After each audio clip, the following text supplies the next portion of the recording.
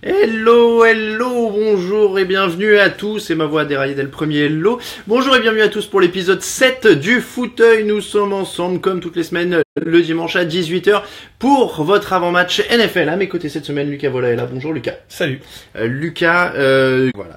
Ça n'arrête pas de tourner les équipes. Il y avait Camille la semaine dernière, Greg la semaine d'avant. On salue évidemment Raoul Villeroy et Nicolas Méchel qui sont du côté de Londres pour TDA. Au moment où je vous parle, je vais envoyer le petit tweet habituel pour faire la promo de ce live. Je vais vérifier que tout se passe bien et qu'on est bien en direct parce que on a eu un petit pépin la dernière fois avec le live du côté de l'émission. On dira pas ce qu'on avait fait, mais on s'était gouré de page.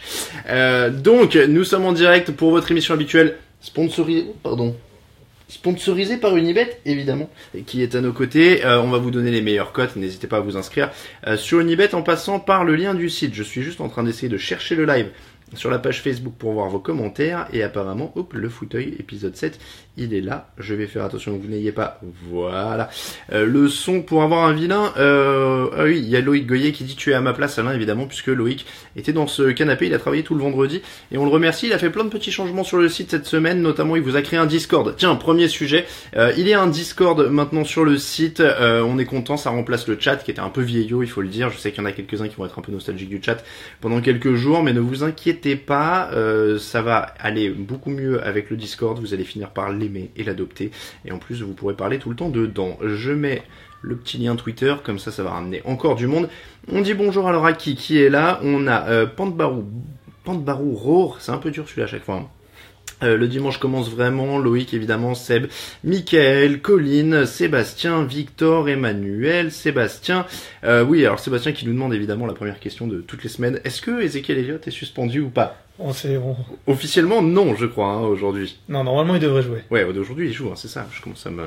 Mais ça peut changer. Je commence à m'embrouiller. Allez, on va commencer un petit peu doucement. Je vais mettre le calendrier devant les yeux.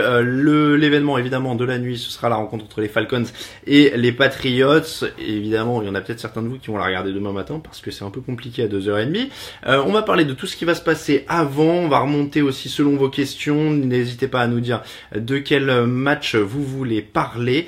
On va commencer. Allez, à chaque fois on nous demande quel est le match à regarder de 19h. Tu votes pour quoi? Je te laisse la liste devant les yeux, c'est tout cela. Je te cache ceux qui n'y sont pas.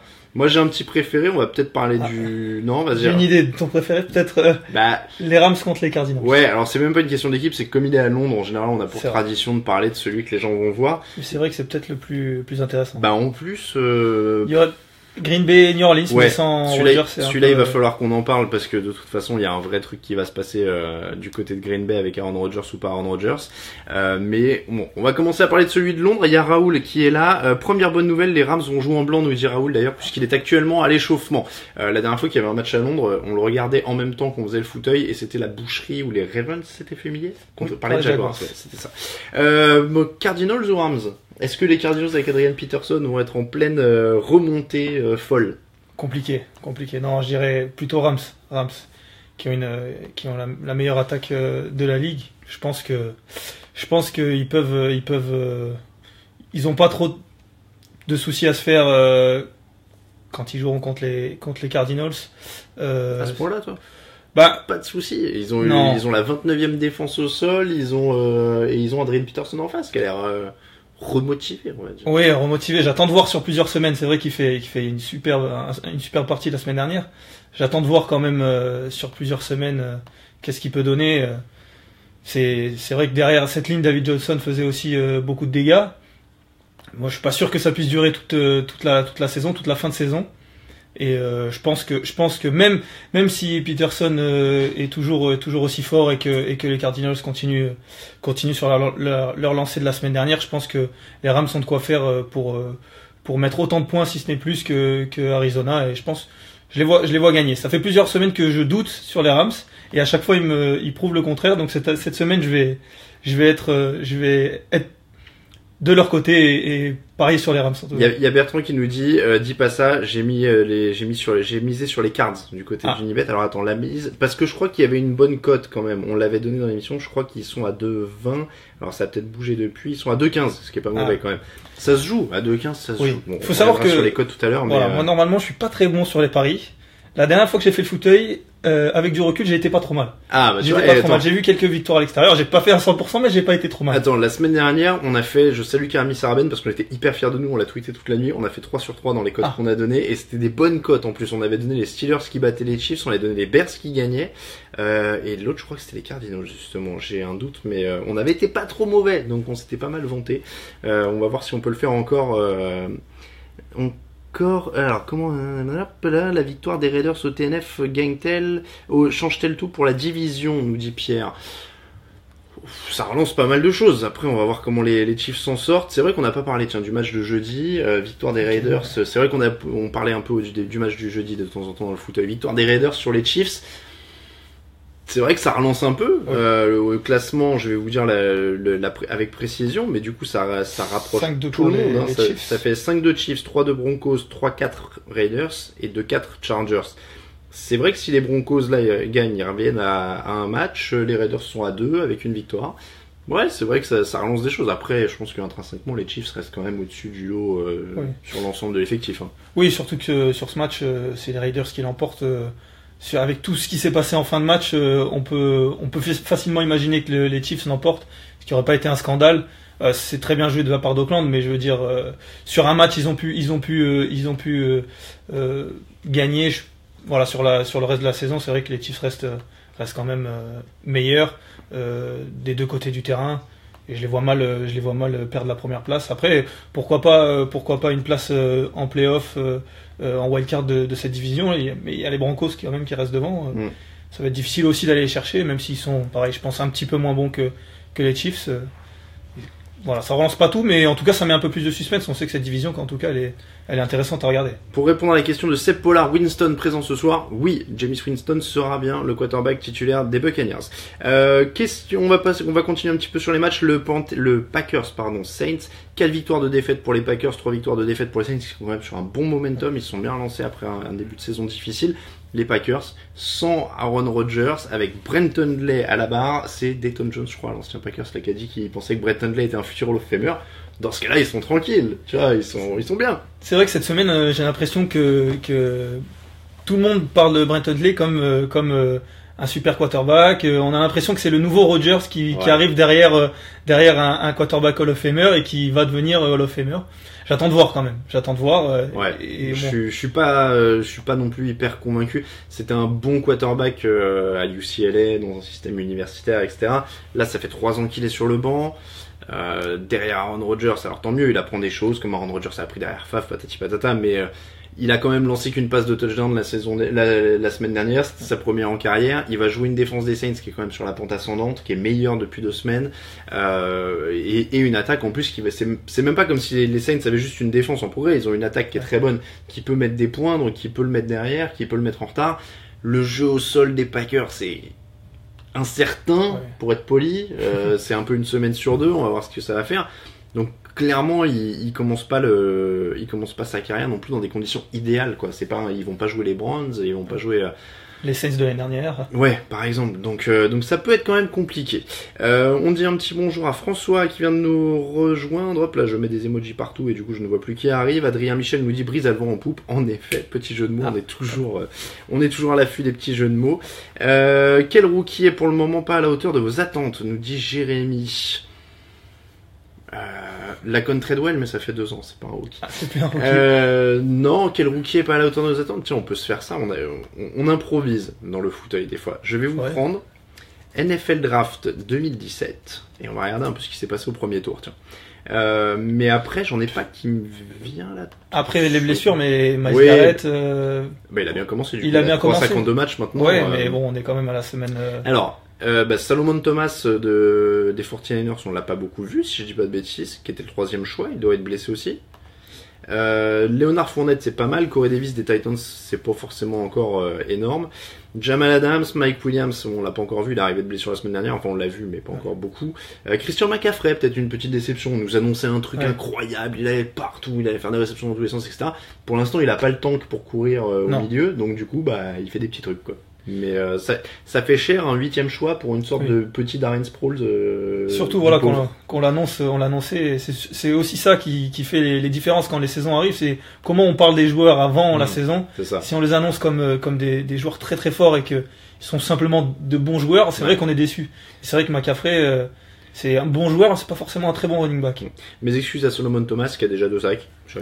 John Ross derrière, bon c'est pareil, il y a eu beaucoup de blessures, donc pour l'instant c'est long à se mettre en route. Patrick Mahomes il a pas joué, Marshawn Lattimore des Saints il commence à rentrer dedans, Deshaun Watson aussi, largement même, il est le plus productif des quarterbacks à la passe avec 15 passes de touchdown depuis la semaine 2, donc ça c'est quand même assez énorme. Hassan Reddick des Cardinals, j'avoue que j'ai pas forcément beaucoup vu. Il a aucun sac, il a 21 plaquages depuis le début de la saison. Donc il joue quand même. Il y a Derek Barnett des Eagles qui était à la 14e place, je vais pas tous vous les remonter. Barnett il est à un demi-sac, un fumble recouvert et 7 plaquages. Bon ça joue relativement. Pour l'instant il n'y a pas encore de grosses déceptions, je suis en train de remonter un peu la liste. Evan Engram, Garon Conley joue pas, donc ça c'est une semi-déception, il est blessé. Tack McKinley, Tredavious White fait des bonnes choses avec les Bills. Taco Charlton c'est pas encore... totalement établi avec les Cowboys. Jabril Peppers, j'ai pas vu qu'on... Jabril Peppers, il y a eu des flashs, mais c'est compliqué. Il l'utilise un peu sur les retours comme à Michigan. Je crois que il a une passe défendue et 21 plaquages. C'est pas encore énorme après 5 semaines. Bon, ça vous donne un petit aperçu au niveau des rookies, mais on n'est pas encore. Bon, après cette semaine, c'est un peu difficile d'avoir une vraie déception. Des labels. Il y a Bertrand qui nous dit, alors il me reste un prono à faire, Jacksonville, Indianapolis, help please. Il y a quelqu'un qui dit, joue les Jags, c'est une semaine impaire, donc les Jags. Je vois bien les Jags quand même. Ouais, contre Jacoby Brissett. Difficile. Ça me paraît assez évident. Alors je vois du Steelers partout, je sais pas si vous parliez de l'autre. Oui, Bengals ou Steelers, nous demande Guillaume. Steelers, même si celui-là... Il va être intéressant aussi. Celui-là, à mon avis, personne ne sera surpris si... Ah oui, les Jags, pardon. C'est vrai que Leonard Fournette est très très incertain. S'ils n'ont pas Leonard Fournette, ça change quand même pas mal de choses. Parce que si tu dois donner le ballon à Bortles une trentaine de fois pour lancer... Il y a Chris Ivory derrière quand même. C'est pas Leonard Fournette, c'est vrai. C'est vrai. Mais de toute façon, l'attaque de Jacksonville, c'est un peu leur défense. Ouais, aussi. C'est vrai qu'ils peuvent complètement bloquer. Ils ont la meilleure ligne défensive en termes de sacs depuis le début de l'année. Jacoby Brissett garde beaucoup le ballon avant de lancer. Je vois pas comment Indiana va pouvoir avancer. Et bon, ça va peut-être faire un score très bas, mais je vois pas les Colts. Alors un petit mot sur les blessés et les inactifs, justement. On va quand même dire un mot là-dessus parce que ça vient de tomber, les inactifs officiels des matchs de 19h. Je vais vous donner les significatifs. Buccaneers Bills. On a le safety Josh Robinson, le lineman Joe Olay, le tight end Anthony Auclair et Silver Siliga, je cherche un peu les plus importants. Du côté des Bills, le tight end Charles Clay est toujours pas là, c'est important. Chantrell Anderson, le tackle est pas activé, je crois qu'il revenait de suspension. Jets, on a Jordan Leggett, Christian Hackenberg, Derry Jones, Travaris Cadet, Freddie Bishop, Ogun Gwasham et Jonathan Harrison. Chez les Dolphins, Devante Parker n'est pas là, c'est important. Byron Maxwell, le cornerback, n'est pas là non plus. Isaac Asiata, le garde, n'est pas là non plus. Chez les Panthers, Luke Kuechly est inactif. Attention, c'est important pour la défense.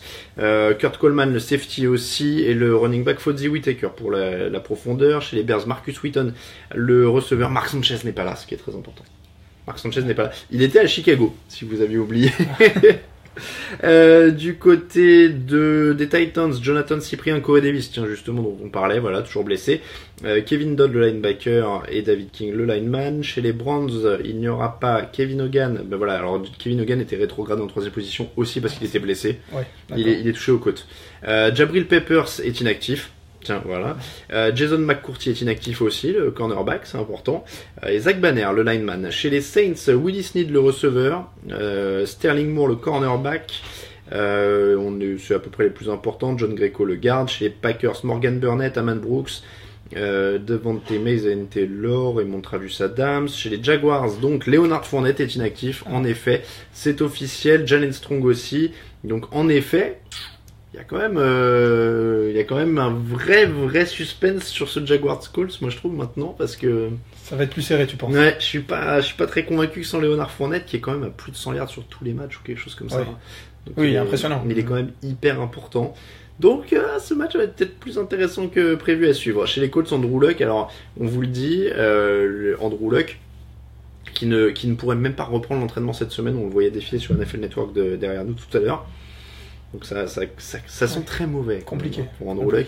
Les dernières rumeurs, c'était aussi qu'il ne pourrait pas rejouer avant décembre. Donc c'est pareil, quel intérêt de le faire jouer en décembre quand ils vont être éliminés des playoffs? Bon, pourquoi pas. Cardinals Rams à Londres, les inactifs, Blaine Gabbert, dommage. André Ellington et pas de gros absents chez les Cardinals, chez les Rams c'est pareil, non il n'y a pas de gros absents. Et puis enfin le Ravens Vikings, Breshad Perryman n'est pas là, Terrence West n'est pas là, Max Williams n'est pas là, Jeremy McLean n'est pas là pour les Ravens, donc attention chez les Vikings, pas de Stephon Diggs non plus, très important, et pas de Sam Bradford qui est inactif, voilà pour les inactifs de ces matchs à 18h17 sur le fauteuil. La OL des Colts étant ce qu'elle est, il y a moyen pour les Jags de mettre des points défensifs. Ça c'est vrai. Jean Ricat nous dit j'ai mal à ma NFL, trop de blessés. Stéphane nous dit Adam Jones incertain. Je ne l'ai pas cité dans les inactifs, donc visiblement. Mais parce que c'est un match de 22h, je crois. Ah oui, t'as raison, oui, je suis pas passé dessus en effet parce qu'il est à 22. Oui, il est à 22h, il avait été déplacé. Il avait été déplacé, en effet. Bon alors toujours les Jags, oui ou non? Moi, je dis toujours les Jacks. C'est vrai que s'il faut commencer à donner la balle à Blake Bortles, ça risque d'être compliqué, mais je vois toujours, les Jacks courir avec Chris Ivory qui est quand même correct, comme s'il faut assurer l'intérim pour un match, surtout contre Indianapolis, il y a moyen qu'il fasse un match correct. Bon, ça finira peut-être avec un score très bas, mais je pense que les Jacks peuvent quand même l'emporter. Alors vous m'excuserez si vous me voyez lever la tête et regarder comme ça, c'est comme il passe des highlights de Kurt Warner et des Rams de 99-2000 sur l'écran derrière nous, j'ai tendance à dézonner comme ça. Mais heureusement Lucas est là, il parle et ça occupe... y a Bertrand qui demande qui est l'intervenant à côté de toi, Alain. Alors c'est vrai qu'il y a des gens qui arrivent en cours de route. Je représente Lucas Voile, bonjour. Voilà, que vous lisez toutes les semaines parce qu'il fait les previews des matchs et c'est très important. Il fait le grand papier de preview du vendredi et celui du jeudi matin quand il y a des matchs le jeudi évidemment, donc quasiment toutes les semaines d'ailleurs maintenant. Quand on a commencé le site, je crois qu'il y avait genre 4-5 matchs le jeudi et encore. Maintenant, c'est devenu une industrie. Oui, alors Loïc Goyet a dit Kurt Warner, tout le monde boit cul sec. On va en reparler de ça. On va en reparler, évidemment. Et justement, du coup, Lucas, tu as le bonjour de Bertrand. Eh bien, bonjour, Bertrand. Allez, Sébastien qui dit Ivory, quand il s'y met, c'est pas si mal. Hashtag nostalgie 2015. En effet. Tu as le bonjour de Christophe aussi. Il y a Guillaume qui nous demande où est Grégory Richard. Ben, il avait un petit empêchement, Guillaume. On le retrouvera bien sûr d'ici la fin de l'année. Ça tourne, hein. Le principe du fauteuil, c'est aussi de vous présenter les membres de la rédaction quand il y en a qui sont disponibles ou qu'on peut faire tourner. Ça permet de changer. On est ambiance détendue sur le canapé, le fauteuil. Bien sûr. Allez, qui pour remplacer Luke Jokel au poste de left guard chez les Seahawks, Glovitsky ou Poncic, il nous demande Guillaume. L'un ou l'autre, ça va pas être beaucoup mieux de toute façon. Donc, alors que je vois Jared Goff sur mon écran en train de se préparer à Twickenham. Donc, pas tout à fait Kurt Warner, mais c'est pas tout à fait Kurt Warner encore, mais c'est déjà pas mal. Tiens, d'ailleurs, je regarde un petit peu les tweets. À traverser la foule et sur place à Twickenham dans le temple du rugby anglais où il y a les tweets de Touchdown Actu. N'hésitez pas à suivre encore une fois Raoul et Nicolas qui sont sur place. Alors, il y a Bertrand qui dit j'ai joué tous les matchs sur Unibet, on verra bien. 5 € misés, 1200 € possible de gain. Donc, bon courage. Il y a Tomek qui dit Kurt Warner tous à poil. Alors, François demande si Lucas, tu as amené du fromage. Ah non. Tout le monde demande. Ouais. J'ai pas osé. Voilà. Du coup, je sais pas si je dois te garder. Ouais, d'habitude, les derniers ont amené du fromage. C'est vrai. Mais j'ai eu du mal. Là, je pouvais. Tu as de la chance. J'en ai en stock. Ah. Bon. Je vais pas vous dire tout, mais il y a du camembert en stock. Il y a de la fourme d'Ambert en stock. Et j'ai un fromage corse aussi en stock. Je sais pas si je vais aller chercher ça pendant l'antenne, ils sont pas à côté pour une fois. Il y a Canada qui dit il est où ton maillot Alain? Justin, pardon, je suis désolé, je sais pas comment le prononcer. Alain, où est ton maillot des Rams? Il a tourné il a fait une machine, il est en train de sécher en fait pour être très précis, mais merci encore à l'équipe du site, dont toi Lucas d'ailleurs, pour ce super maillot Color Rush. On va continuer avec vos questions. Après, on va parler un petit peu du petit gronk illustré. On est obligé de vous parler de ce que c'est, parce que je l'ai encore sous les yeux. Ça fait du buzz, comme on dit maintenant, sur les réseaux sociaux. Allez, on va se lancer dans les petits pronostics et on va les faire à la suite. Buffalo Tampa. Buffalo.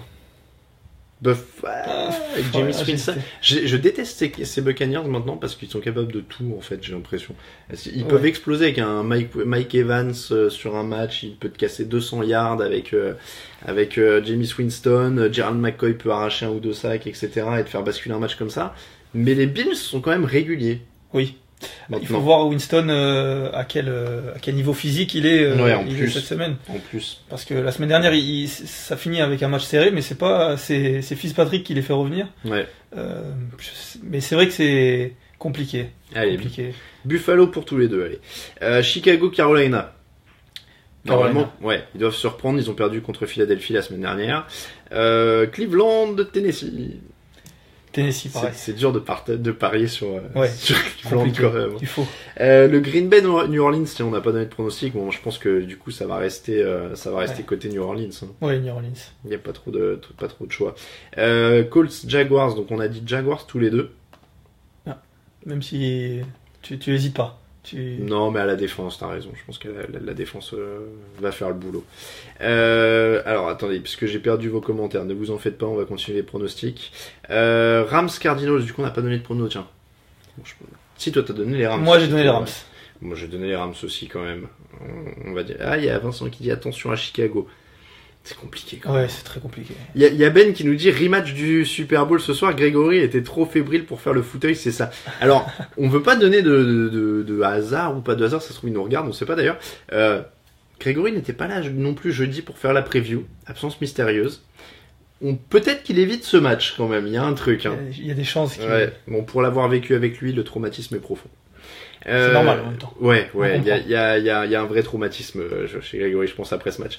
J'en étais où? Ah voilà, je cherche mes matchs. Tac, tac. On est à Miami, New York. Oh, on n'avait pas parlé encore de ça, tiens. Non. Il est plus... c'est exactement ce qu'on a dit dans l'émission de jeudi, je trouve. Avantage de talent à Miami, mais avantage de motivation à New York. Donc dans ces matchs-là, ouais, c'est un peu compliqué, quoi. Allez, Miami. Je sais plus ce que j'ai dit dans l'émission. Je crois que j'ai dit les Jets. J'ai dit les Jets. Et le dernier de 19h, c'est Minnesota-Baltimore, avec donc Case Keenum, qui reste le quarterback titulaire, même si Teddy Bridgewater a doucement repris l'entraînement. Le problème, c'est qu'il y a Joe Flacco qui reste le quarterback titulaire à Baltimore aussi. Ouais, c'est compliqué à juger parce que... Oui, non, il n'est pas aidé. Ils ont eu un bon match, on sait pas vraiment, j'ai du mal à savoir. En attaque, c'est quand même pas... Non, mais je me dis que sur un match, ils peuvent... Après, le problème, c'est que j'ai l'impression que je sous-estime l'attaque de Minnesota depuis le début de la saison. Parce que même sans Bradford, ils ont continué à trouver des solutions. Même sans Dalvin Cook, ils ont continué à trouver des solutions. Là, ils ont pas Stephon Diggs non plus, en plus. Hein. Oui, mais le problème, c'est que de l'autre côté, il faut quand même que Baltimore avance. Et là, surtout que leur attaque était amorphe la semaine dernière. Et c'est pas contre Minnesota qu'on peut se... Enfin, c'est pas forcément l'adversaire l'adversaire idéal pour se reprendre quand on joue contre la défense de Minnesota. C'est très physique, c'est compliqué avec la ligne défensive, c'est compliqué avec les defensive backs. Je vois pas, j'ai du mal à voir Baltimore faire une belle performance en attaque et du coup j'ai du mal à voir Baltimore gagner le match. D'accord, donc on va dire pour toi les Vikings. Je vais dire les Vikings aussi parce que j'ai trop souvent pronostiqué contre eux, donc je vais voir. Après je verrai pour les cotes parce qu'il y a beaucoup de Vikings. Vous êtes en train de me convaincre. Bertrand dit Vikings, Christophe dit Vikings, François Victor dit Thielen est monstrueux. Tiens, une question pas inintéressante d'ailleurs. Matt Ryan, la déception de ce début de saison, demande Damien. Il y avait un bon instant stat. Ouais. On vous le conseille sur le site, papier de Nicolas Méchel. Déception c'est pas le MVP. C'est comme on disait tout à l'heure, c'est compliqué voilà, selon comment on annonce le joueur, il sort d'une saison MVP, on s'attend à quelque chose de au moins aussi fort. Et bon, c'est pas aussi fort, ça c'est sûr, on peut le dire. Non, c'est sûr que je suis en train de regarder les stats. 6 touchdowns, 6 interceptions, 1357 yards, 87 d'évaluation, sachant que l'année dernière, il y a 117 d'évaluation. C'est pas tout à fait le même mec. On peut. Bon, il y a eu changement de coordinateur offensif, comme le disait Nicolas. Il y a eu quelques blessures. Sanu qui a pas été tout le temps là. Julio Jones qui a été un petit peu blessé, qui est revenu, mais bon, ce sont des paramètres qui jouent aussi dans la performance d'un quarterback. Après, ça reste ça reste pour l'instant une saison correcte. C'est pas une mauvaise saison. Mais... C'est vrai que le changement de coordinateur joue peut-être plus que ce qu'on pensait. C'est un tout, hein. Les armes sont les mêmes. Donc il y a aussi un changement de coordinateur qui joue beaucoup. Après, voilà, Bertrand nous dit fight collectif, donc je suppose. Yann qui dit changement de coach offensif. Après, j'ai du mal à imaginer. On sait que ce qu'avait mis en place Shanahan avait superbement bien marché l'année dernière. Je suppose qu'il jette pas tout à la poubelle. Voilà, j'ai du mal à imaginer un coordinateur offensif arriver et dire bon, on va tout changer, ou en tout cas on va faire. J'imagine que le coach veut mettre en place ce qu'il aime ou ce qu'il préfère, mais il faut quand même être courageux pour démonter tout ce qui a bien marché l'année dernière, qui les a amenés au Super Bowl. Donc je sais pas à quel point il a changé l'attaque. Non, c'est un peu étonnant aussi en effet, mais après oui, il y a Bertrand qui dit faillite collective, mais Ryan un peu trop lisse. J'irai pas jusque là, mais c'est vrai que ça a pas l'air d'être non plus le mec qui. Je pense que l'an dernier, il était vraiment dans une configuration où toutes les étoiles se sont alignées. Il y avait le bon coordinateur, le bon effectif, les bons trucs. Et voilà. Après, est-ce que oui, il peut porter totalement une équipe? On est en train de peut-être de voir que peut-être que non, en effet. Alors que derrière nous, alors je vous donne des petits points quand même sur les matchs à suivre, notamment si vous allez le regarder ou si c'est votre équipe préférée ou si vous avez parié dessus. Ça se met en place, hein, côté Rams et Cardinals, ça oui. Une petite info pour le Packers Saints, il a l'air de pleuvoir sur le terrain, c'est à Green Bay, et on a vu pas mal de flottes du coup qui tombaient sur le Lambeau Field. Même si notre collègue a l'air de sourire un peu et qu'il est quand même en costume, mais on voyait de la pluie qui tombait sur les joueurs. Jean nous disait, nous demande le fauteuil, vous le tournez pas au studio? Bah non, on le tourne pas au studio, c'est le fauteuil, c'est la détente. C'est pour ça que quelqu'un tout à l'heure nous disait, il faudra mettre un générique avant. Mais non, parce qu'on fait ça, c'est tourner avec notre téléphone, on vous donne les coulisses. C'est mon téléphone qui est sur un petit trépied et hop, on est en direct comme ça.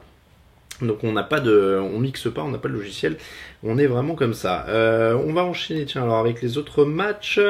Donc on a fait le tour pour 19h, le match de 22h à retenir, c'est Pittsburgh-Cincinnati. Hein. Il y en a 1, 2, 3, 4. Il y a 4 matchs seulement à 22h. 49ers Cowboys, Steelers, Bengals, Clippers. À chaque fois que je vois LAC, je suis toujours sur Los Angeles Clippers maintenant. LA Chargers, Broncos, Giants, Seahawks. Donc ça c'est nos 4 matchs de 22h. Bon bah ouais, le Steelers Bengals c'est clairement l'affiche, c'est l'affiche AFC Nord, c'est un classique, ils se rentrent dedans, ils se détestent. Et cette équipe de Cincinnati, elle va mieux quand même. Elle va mieux. Elle montre surtout que l'équipe de Pittsburgh, c'est un week-end oui, un week-end non. Là, normalement, on est sur le week-end non, mais bon, la semaine dernière, c'était une belle performance. La semaine d'avant, c'était horrible. Mais bon, on va voir quelle équipe de Pittsburgh se présente. Celle qui a perdu contre Jacksonville ou celle qui a réussi à faire tomber Kansas City. Alors juste Greg nous demande à quand une visite du studio, je rebondis là-dessus. Il y a une vidéo sur le site et sur notre chaîne YouTube qui est le gage de Raoul Villeroy, et dedans on vous fait faire un petit tour de studio. Donc si vous voulez jeter un œil à quoi ressemble le studio et le bureau de TDA, n'hésitez pas à jeter un œil à cette vidéo là, et en plus vous gagnez beaucoup de danse, donc tout le monde y gagne. Première victoire des 49ers, nous demande Christophe. Alors voilà, moi j'allais dire que c'était ma surprise de la semaine. Ah ouais. Ah ouais, on parlera à cote après, mais celle-là elle doit être pas mal. Je regarde pendant que t'en parlais, mais explique-moi pourquoi, comment ils font. Alors voilà, c'est un petit peu impalpable, mais un peu comme toutes les surprises d'ailleurs, mais voilà, San Francisco, ça fait, je crois, 5 matchs qu'ils perdent avec un écart de 3 points au moins. Donc je me dis que un week-end ça va passer, à l'inverse de Cleveland, on parlait de Cleveland tout à l'heure, où on imagine mal parier pour Cleveland, mais là, San Francisco, j'imagine que ça va passer. Pourquoi pas contre Dallas, qui est pas non plus exceptionnel, ou qui est pas comme l'équipe de l'année dernière. Pourquoi pas? Alors, il y a Dallas Cowboys France, évidemment, qui nous dit, je m'insurge contre les pronos de les 49ers gagnants. J'ai vu Philippe Ristori qui nous dit, salut à tous, j'annonce 34-10 pour les boys et un DAC en mode MVP. Évidemment, tu as beaucoup de supporters de Dallas contre toi. Je comprends. Ce qui me semble très normal. Je sais pas, ils ont perdu Bowman, mais c'est vrai de toute façon, ils faisaient plus partie des plans. Avec Armstead qui est out pour la saison aussi. C'est la seule chose qui me fait peur, c'est quand même pas mal. C'est Ezekiel Elliott et face au linebacker et au front seven de San Francisco. Bon, c'est ce qui me fait peur, mais je le sens. Il y a Adrien qui nous dit, lol, Dallas va se balader même en étant bof. Bon, moi il y a Kevin Renaudet qui nous dit Ruben Foster est de retour ce soir et peut faire mal. Donc ça y est, on a les avis contraires qui commencent à s'opposer sur le chat, mais moi je vais rester Dallas quand même. On a toc, j'ai fait donc le LA Chargers, pas Clippers, contre les Broncos.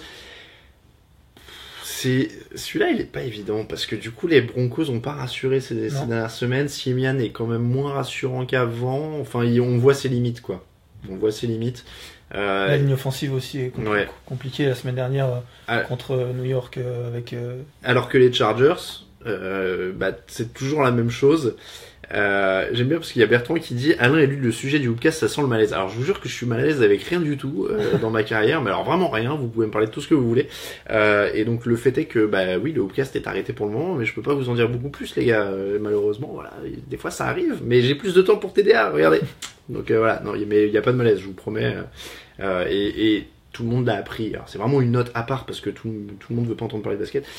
Tout le monde l'a appris, donc c'était mardi dernier. Après, vous vous doutez bien qu'en interne, il y a des choses qui se développaient depuis un moment. Donc voilà, j'ai pas été traumatisé, mais ça me fait évidemment plaisir tous les messages que j'ai reçus. Voilà pour l'aparté. Les Chargers sont au top avec Gordon, avec les deux Gordon du coup, parce que ils ont, je les confonds du coup. Melvin et non, c'est Brandon Ingram. Oui. Ingram, Gordon, il y a des R. Oui. Je m'embrouille. Bobby Ewing joue pour Dallas pour l'interrogation, dit Adrien. Non. Melvin Ingram. Oui, Melvin Ingram. Brandon Ingram, c'est le. Attends, Brandon Ingram, c'est le basketteur. Ah mais oui, c'est ça, voilà. C'est le Hoopcast. Non mais on peut faire un petit peu de basket si le Hoopcast. Mais non, mais c'est pas de ma faute, c'est les Américains, ils s'appellent tous pareil en fait. Il y a Brandon Ingram, Melvin Ingram, Melvin Gordon, Ben Gordon aussi si tu veux. Oui, il y a des Randall partout aussi. Bon, c'est vrai que c'est compliqué. C'est vrai qu'il y a des Randall, partout aussi. Ouais, bah oui, il y avait comment il s'appelait Julius. C'était Julius, le mec des Cowboys qui s'était fait gauler. Joseph qui s'était fait gauler en train de voler des sous-vêtements. Ouais. On en avait parlé aussi. Il y a pas mal de cooks aussi, dit François. Il y en avait un. Comment il s'appelait il y avait Brandon Cook. Ou Daquan Cook, un mec chez les Lakers il y a quelques années, tu sais, à l'époque où c'était nullissime. Je crois que c'était Daquan Cook ou un truc comme ça. Golden Grams aussi, dit Greg. Non, ça on en a pas. Philippe dit je veux un magazine annuel de TDA en papier luxe avec la récap de chaque équipe de l'année. Je suis prêt à mettre le prix. Oui, mais là honnêtement, alors là pour le coup c'est une question pareille, hein, j'ai aucun problème et malaise à répondre au truc. Le papier c'est pas du tout à l'ordre du jour malheureusement. Et j'adore le papier. On en a, je peux même vous sortir un basket le mag qu'on salue qui doit être sous la table en dessous, mais malheureusement c'est pas du tout dans nos budgets, dans notre mode de fonctionnement et dans nos investissements prévus. Donc désolé, TDA sur papier, c'est absolument pas au programme. Ça, je peux vous le répondre. Voilà, à la limite, plus d'émissions ou plus de trucs, mais du papier, c'est absolument pas au programme. Ça demande des moyens, des investissements et des choses qu'on n'a pas actuellement du tout. Alors, question suivante, non. Match suivant, surtout Giants Seattle. Ouf. Ouais, Eli Manning s'aligne et alors Cliff Avril il joue plus, il joue pas cette saison, il est blessé à la nuque, on sait pas s'il va revenir, mais Michael Bennett, Sheldon Richardson, c'est Clark, leur sacker aussi infernal dont le prénom m'échappe, qui est là, tout ça est très dangereux pour Eli Manning. Et Orleans Darkwa, tu y crois pas? Je sais pas, j'aime bien faire des jeux de mots sur son nom. Oui. Mais ils sont pas toujours très réussis en plus. Donc je m'abstiens. Non, j'ai pas une confiance folle. Après ils ont fait une surprise de ouf contre Denver la semaine dernière, donc mais non, j'y crois pas. Parce que contre Denver, c'est vrai qu'il aura fait très très mal. Alors après on dit oui que depuis le début de la saison on l'a pas beaucoup vu, mais on l'a pas fait beaucoup courir. Là ils se sont mis à le faire courir. Il a une défense de Denver contre la course en plus qui est quand même pas mal du tout. J'avais vu passer une stat, je crois que depuis le début de l'année, ils avaient réduit Melvin Gordon, Ezekiel Elliott et d'autres à seulement 85 yards en cumulé. Là, il fait plus de 100 yards, Darkwa fait plus de 100 yards. Pourquoi pas contre Seattle? Ça pourrait les aider en tout cas, ça pourrait enlever de la pression sur Manning. Ça pourrait pas mal les aider. Alors, après, de là, parier. Il y a Ojai Ojide qui dit plutôt un livre de cuisine qu'un magazine. À mon avis, on fait plus de ventes, on est plus grand public. Donc là, il y a plus un modèle, il y a plus un modèle. Hop là, qu'est-ce que je vois? Ah oui, non, il y a Loïc Goyen, notre développeur, qui dit je ne sais pas développer des magazines papier. C'est sûr qu'en code, il va un peu galérer pour envoyer chez l'imprimeur. C'est quoi le PSGOM de la NFL, nous demande Nicolas Guillou. C'est une bonne question, ça, tiens. Le PSGOM de la NFL? Bears Packers. Ouais, il faut forcément Après, intra-division. Parce que c'est des équipes qui se jouent au moins deux fois Après, par an. Bears Packers, c'est une petite ville, parce que là, c'est quand même deux grosses villes françaises. Donc plutôt un Giants Cowboys ou un Eagles Cowboys, genre les rivalités de la NFCS, je pense. Hein. Oui. Tu retombes sur Giants Cowboys, ça peut. Ouais, c'est pas mal ça. C'est pas mal, Giants Cowboys. On dit Jets Pats là, je vois Jets Pats. Jets Pats aussi, c'est peut-être un peu plus récent, par contre. Ouais, ils se sont retrouvés un peu plus tard. Est-ce qu'ils étaient dans la même division dès le début? Parce que ils étaient dans la même division que les Colts à une époque. Et quand les Texans sont arrivés, ça a éclaté. Alors je sais plus mais peut-être que les Jets étaient déjà avec les Pats, ça c'est possible. Les Jets Pats, on s'aime pas du tout non plus, dit François. N'hésitez pas il y a 49ers Cowboys qui dit Nicolas, ça c'est plus 90s, mais c'est vrai que c'était costaud.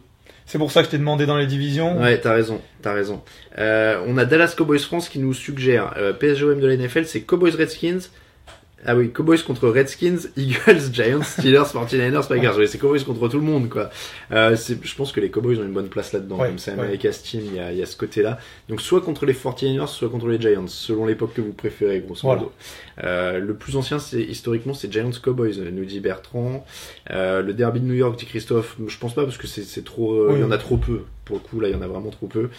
Steelers Ravens, dit Alexandre. Bah là, c'est le côté petite ville qui va pas avec. Mais c'est une bonne question, c'est marrant. Il y a des bons comparatifs. Je sais que certains de nos auditeurs et lecteurs aiment pas qu'on parle de foot et de soccer, etc. Même moi, je suis pas particulièrement. Mais sur les grosses références comme ça, c'est sympa pour donner aux gens qui découvrent un peu des bases et des idées de ce qu'on vit aussi, pour leur donner des liens. D'ailleurs, question très bête pour prouver à quel point j'ai pas suivi ce week-end. PSGOM, c'était hier soir ou c'était ce soir? Ah, c'est ce soir, ouais, d'accord. J'avais un vrai trou là, je me demandais. Bon, regardez quand même la NFL plutôt que PSGOM dans ce cas-là. Vous suivrez sur une appli ou un truc comme ça. Il est 18h38, 22 minutes avant les matchs. On va finir nos pronos quand même. On a donné donc Giants, Seahawks, Seahawks aussi, allez. Le Patriots Falcons, on en a beaucoup parlé dans l'émission, donc on vous laisse aussi revoir ça éventuellement avant 2h du matin. Il y avait une bonne cote, je crois, on avait dû dire les Patriots sur le prono, parce qu'on n'ose pas pronostiquer contre eux, mais il y avait une bonne cote Falcons, on en reparlera. Toi, tu vois qui? Les Patriots aussi, mais c'est vrai que à domicile, cette année, c'est pas grandiose, les Patriots, mais oui, allez. Difficile de pronostiquer contre les Patriots. Bon, les Patriots pour tout le monde. On va parler maintenant, alors que ça continue y a-t-il des rivalités en Floride? Pas beaucoup, ouais. Christophe nous dit Falcons, sinon pendant ce temps-là, il y a Redskins Giants, Don Greg. Ça vous a motivé, ça, ça vous a motivé les rivalités. Il y a Philippe qui dit, Alain a dit America's Team, du coup, promis, je t'envoie une tome de Corse. Tome de brebis, toujours ouvert. Les Jets, par contre, à Miami, ils prennent cher, dit Jean. Alors, avant de passer aux cotes, on va faire ça à 45 comme d'habitude. Il nous reste 6 minutes pour vous parler quand même un petit peu du petit Gronk illustré. Alors, je dis petit Gronk, mais il y a marqué petit Gronkowski illustré, qui est sorti aujourd'hui sur Touchdown Actu. Réalisation de Raoul Villeroy et de Nelson Kenya, avec l'aide de Morgan Travers. On les remercie tous les trois parce que c'était du gros boulot. D'ailleurs, ils préparaient ça ensemble, Raoul et Nelson, depuis 2 ans, je crois, ils m'ont dit, ils voulaient faire ça. Inspiré par Boucherie Ovalie, si vous suivez le rugby, vous connaissez. Et donc, le principe, c'est un jeu à boire, évidemment, avec modération, et si vous ne conduisez pas, on rappelle. Et donc, n'hésitez pas à aller voir sur le site, sur Twitter et sur Facebook, on les a mis aux 3 endroits. Et vous avez une belle grille. Alors, attendez, je vais vous la montrer, voilà, je sais pas si vous allez voir, mais vous avez une belle grille, et il y a, alors, je vous lis le règlement, règle 1 gorgée, 2 gorgées, 3 gorgées, ou cul sec, quand il y a un petit arbitre. Et pour vous donner un exemple, fait de jeu, pénalité, 1 gorgée, replay vidéo, 1 gorgée, célébration collective, 2 gorgées, un joueur se jette dans la foule, 2 gorgées, un sac ou une interception, 2 gorgées, 4e tentative réussie, 3 gorgées, fumble perdu, 3 gorgées. Voilà. Ça c'est pour les faits de jeu. Après vous avez les first down, Cam Newton marque un touchdown au sol, 1 gorgée, Russell Wilson complète une passe avec 2 défenseurs sur lui, 1 gorgée. Enfin vous voyez à peu près tout le topo, je vais pas tout vous lire. Après pour vous donner quand même les super bonus, il y a le safety par exemple, qui a 3 gorgées. Le touchdown défensif ou unité spéciale qui est Q-sec. Joueur exclu du match aussi Q-sec. Tiens, je vais vous donner les Q-sec. On a les Browns gagnent le Super Bowl. Alors là, ils ont balancé, je vais vous le dire. Vous pouvez vider le frigo, chanter Lady Gaga à poil dans les rues de Paris et croiser Raoul, puis faire une shark dance pendant une réunion sur du Katy Perry. Donc là, vous êtes pas mal. Il y a une petune illustration de Bill Belichick. Enfin, il y a plein de petits trucs sympas. Et il y en a même sur l'équipe du podcast Jean Actu, si vous regardez l'émission le jeudi et le mardi, enfin le mardi et le jeudi, 1 gorgée pour Raoul dit la panacée, Il le dit beaucoup moins cette année en plus. On sent que modère. c'est... Ouais. 2, Raphaël se plaint de l'arbitrage pardon, pas de l'arbitrage, du front office des Giants, c'est 2 gorgées. 3, Grégory rappelle les performances d'un joueur à la fac. Et Q-Sec pour Alain, donc moi-même, clame son amour pour les Rams de Kurt Warner. C'est pour ça que tout à l'heure, quelqu'un a dit Q-Sec, sur le chat. N'hésitez Après, si pas. on commence à 19h avec ça, je suis pas sûr qu'on voit les matchs de 22h25. Ouais, il y a des trucs. Après, je sais pas. Alors, je l'ai pas fait souvent, pour être très honnête. Je sais pas dans ces cas-là, tu mets des petites. Après, c'est chacun boit la gorgée qu'il veut, mais. Et après, il y a pas précisé la boisson. Oui, c'est vrai. Tu vois, tu peux mettre un truc quand même un peu plus avec. T'es pas obligé d'être au whisky tout de suite ou. Bon, voilà. Encore une fois, avec modération, évidemment. Adrien dit on va finir sous les gars. Il y a le taf lundi. Dallas Cowboys France pour chaque flag un Q-Sec au bout de 5 minutes le bar est vidé. Si McCann fait l'hélico, c'est Q-Sec la bouteille. Ah bah McCann l'hélico, ouais, c'est vrai qu'ils auraient pu le mettre. C'est vrai. Ils auraient pu le mettre. Jean qui dit vous envisagez pas d'en faire imprimer et de les vendre dans la boutique par hasard. Alors dans la boutique c'est compliqué de rentrer ce genre de truc, mais c'est pas une mauvaise idée d'en faire imprimer quelques-uns et de vous les faire gagner à la limite. Ouais. On pourrait essayer d'en faire imprimer 1 ou 2. On va descendre à l'ancienne chez Copytop, tu vas faire plastifier 2 trucs. Et on va essayer de... Ah, c'est une bonne idée ça. C'est une bonne idée. Je vais ajouter à ma petite liste de choses à faire. Limite, on en fera gagner dans les émissions ou des trucs comme ça. Comme ça, vous préparez votre semaine avec ça. On va voir quel budget il faut compter pour faire imprimer ça et tout. J'avoue que j'ai aucune idée, je suis pas imprimeur. Mais ça peut être marrant. Je veux en mettre un dans mon bar, les gars, dit Jean. Donc pourquoi pas. Mais on va voir. Pat. Oh, c'est méchant ça. C'est bien joué. Mais ouais, mais on sent le supporter des Jets qui dit ça. Sébastien, on sent que tu es supporter des Jets. Les Pats gagnent sans tricher, 5 gorgées. Bon. Au Hard Rock, le jeu durant la nuit du Super Bowl, dit Bertrand. Je sais pas si on a le droit d'inciter à picoler comme ça dans un bar. Parce que déjà, on va pas mentir, je crois pas qu'il y ait marqué mangerbouger.fr au bas du truc. Hein. Donc si on l'imprime, c'est un peu entre nous hein, qu'on fait ça. Il y a Henri qui nous dit vous trouvez pas que les kickers ont des casques trop grands? Peut-être que ça les empêche de voir. Apparemment, Henri, tu as commencé le jeu déjà, hein, pour remarquer des trucs comme ça et poser des questions. Thibaut nous dit pourquoi les Américains ne s'intéressent pas à leur équipe nationale. Honnêtement, il y a pas de vraie compétition de foot US, donc. Non. Greg nous dit avec le Red Zone ça marche aussi. À mon avis, vaut mieux pas essayer parce que si le Red Zone à 19h, je pense que. Alors attends, j'ai dit quoi? Je l'ai toujours quelque part. Un sac, ouais, parce que sur un sac ou une interception c'est 2. Sur un replay vidéo, une pénalité c'est 1. Ouais, non. Pénalité Cincinnati, Pittsburgh déjà. Les pénalités, il va y avoir 2-3. Non, puis regarde, c'est deux gorgées par touchdown. Ouais. Donc comme le Red Zone joue tous les touchdowns de tous les matchs, tu vas être, ça va être ratatiné. 2 gorgées pour le field goal, c'est field goal. Alors t'as une gorgée pour field goal et 2 pour le field goal de plus de 50 yards. J'avais pas vu la différence. Ça c'est pas mal. Il y a déjà le jeu sur le site TDA, dit Bertrand. Oui, on a tout mis sur le site. Tout est sur le site, sur Twitter, sur Facebook. Il n'y a pas de souci. Q-Sec, la bouteille, un safety encaissé par les Ravens pour gagner un match. Oui, donc on rappelle, ça c'était le Super Bowl qui gagne contre les 49ers. Je crois qu'ils font exprès d'encaisser un safety en fin de match, si je dis pas de bêtises. Christophe qui dit Mondial à Green Bay, j'en pense quoi? J'en pense rien du tout. Je pense que ça doit pas se faire. À mon avis. Sébastien qui dit non mais à la limite il vaut mieux Kaepernick que Mondial, mais je suis même pas choqué qu'ils tentent pas Kaepernick parce que c'est ce qu'on a dit, ils ont 3 ans sur Hundley, ils l'ont formé, etc. Je suppose qu'ils veulent voir, ils doivent se dire. Puis le problème de Kaepernick, c'est que c'est toute une attaque qui change avec. Quitte à avoir Kaepernick, autant le mettre dans les conditions où il peut être le meilleur. Oui. Après, je suis pas sûr que Brent Hundley soit le meilleur pocket passeur du monde hein, à la base. Hein.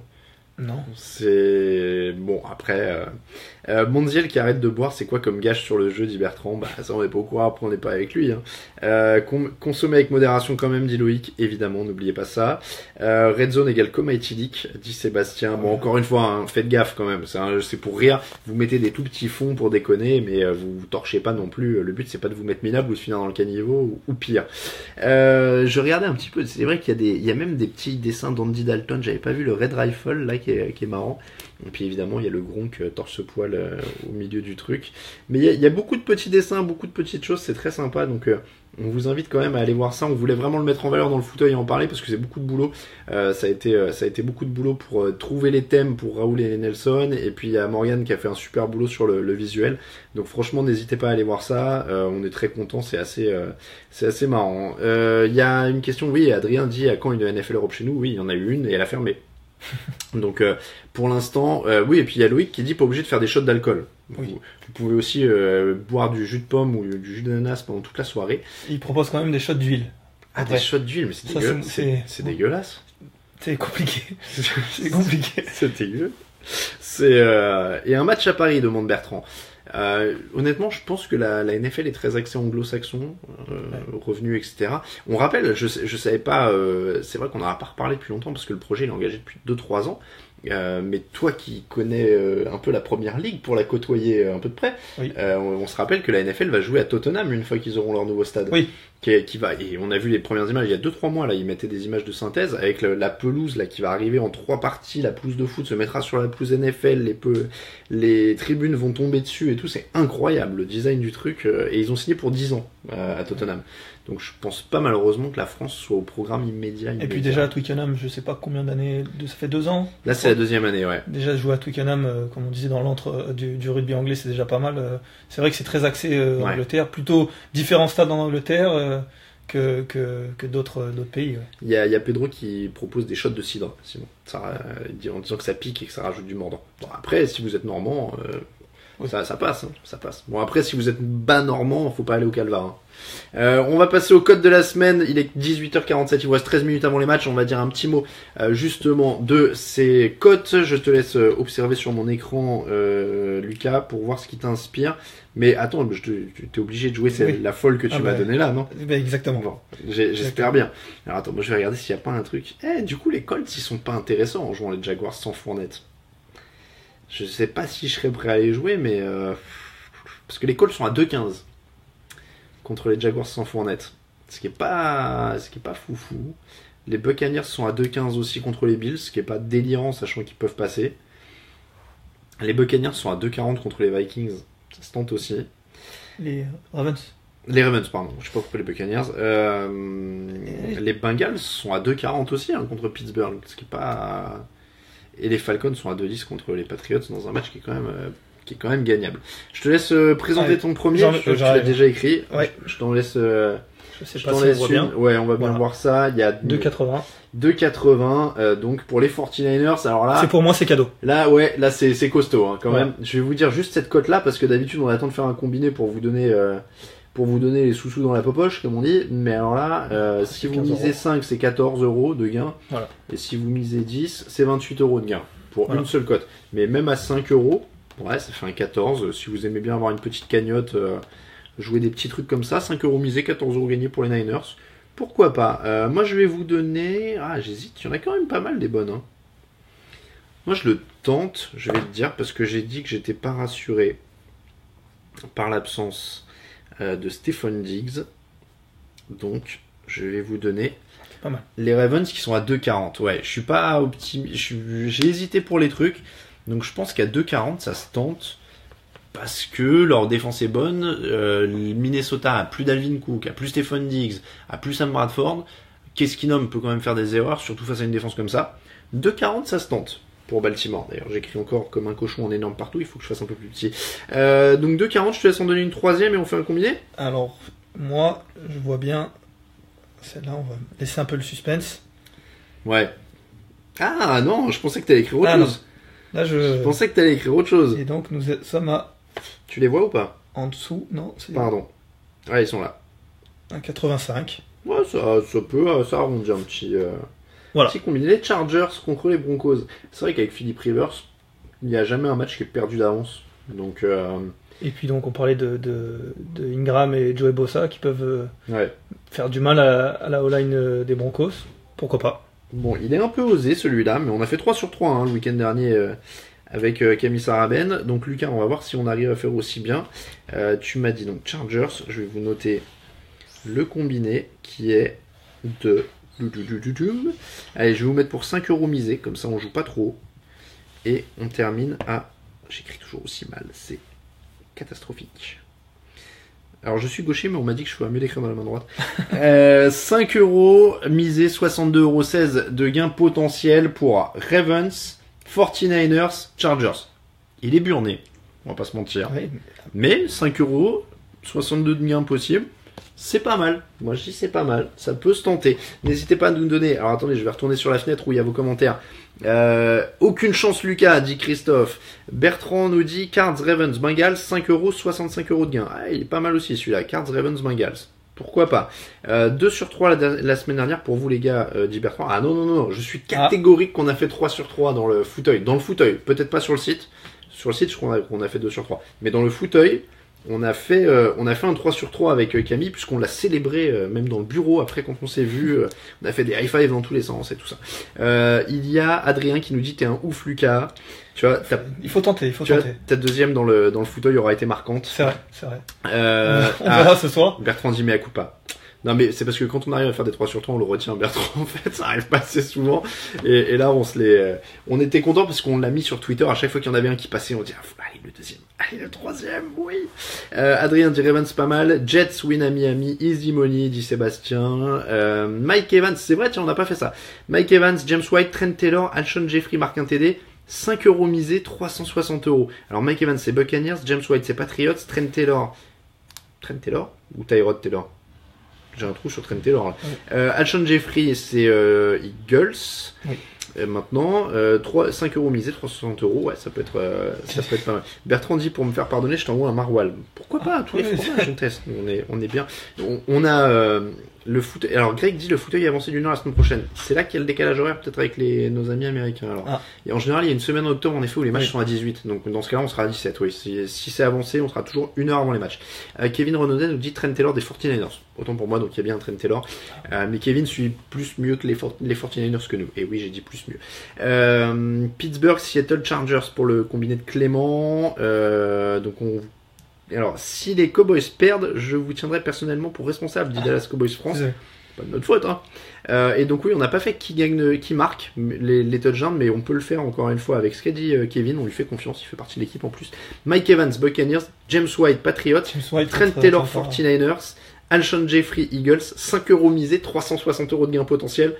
Là, il y a un vrai combiné de ouf à faire.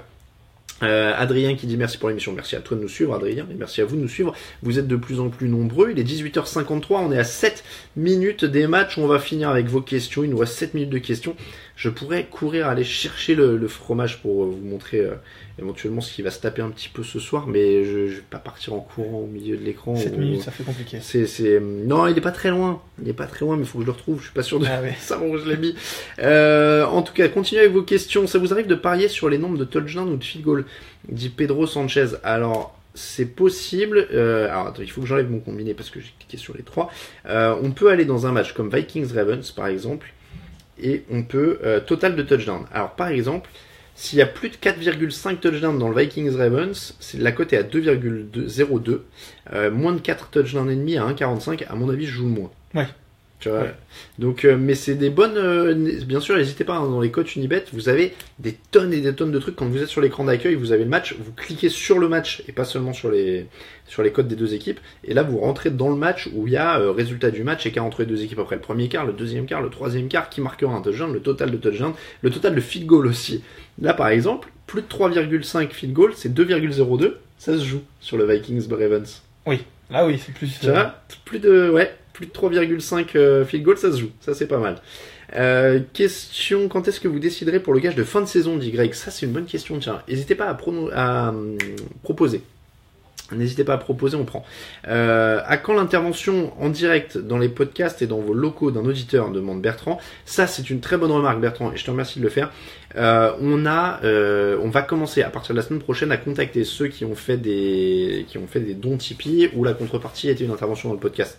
Donc ça va commencer, et normalement, si tout se passe bien, les interventions seront en vidéo. On espère que vous avez FaceTime, enfin pas FaceTime, mais une caméra sur votre téléphone ou un truc comme ça, ou une webcam, et vous pourrez passer dans l'émission en vidéo. Camille gérera ça, et vous apparaîtrez, il y aura une double fenêtre, façon CBS, NFL Network. Donc on attend à ce que vous ayez une bibliothèque avec des livres derrière, comme tous les consultants NFL. Voilà. Et un grand fauteuil. Je sais pas si c'est dans leur contrat, tu sais. À chaque fois, il faut que tu aies une bibliothèque avec des livres NFL derrière toi. Bertrand dit donc moi en fait. Et voilà, bah, si tu as fait un de ces dons-là, ça va arriver, il n'y a pas de souci.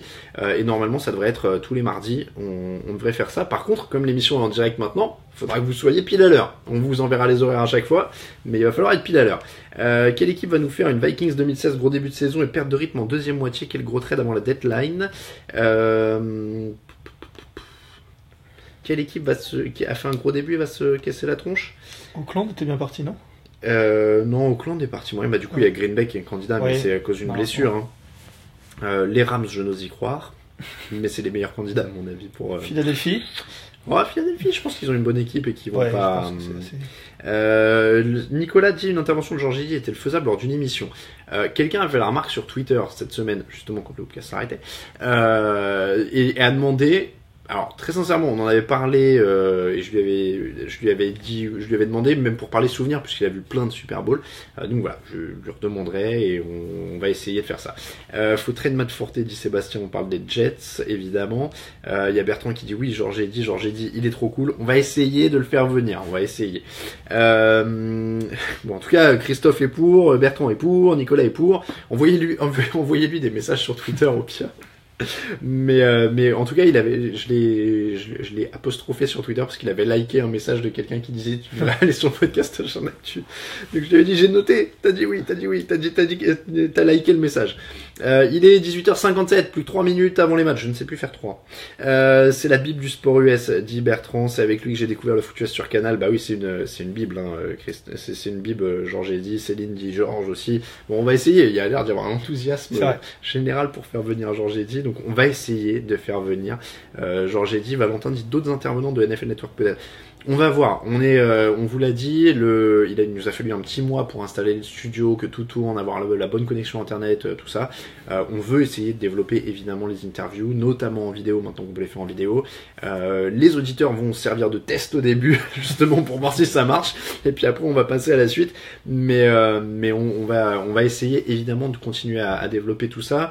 Il s'est passé beaucoup de choses. N'oubliez pas, il y a le Discord, hein, tiens d'ailleurs, à 3 minutes des matchs, je vous le dis, il y a le Discord de TDA maintenant qui est opérationnel. Je sais pas combien vous êtes actuellement d'ailleurs. Tiens, je peux aller faire un tour sur le Discord de TD Actu. Il y avait plus de 150 personnes inscrites en à peine 2 jours. Donc n'hésitez pas, il y a du monde. Vous allez pouvoir parler pendant les matchs. Vous pourrez parler. Il y a des rooms, des channels. Je cherchais un terme en français. Il y a 156 personnes sur le Discord. Donc oui, il y a des salons. Voilà, des salons en français. C'est pas mal ça.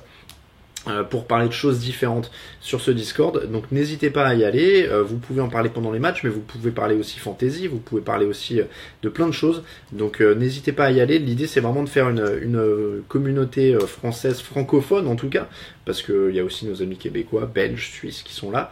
Voilà, alors il y a 33 personnes en ligne actuellement sur le Discord, on les salue s'il y en a qui écoutent les deux en même temps.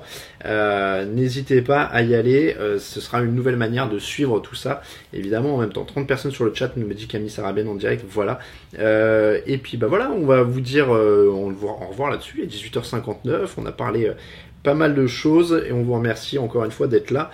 Et je vois, dis donc, sur le retour que j'ai une coupe de cheveux abominable. Il va falloir que j'aille chez le coiffeur aujourd'hui. C'est aussi ça, le fauteuil. C'est l'ambiance du dimanche.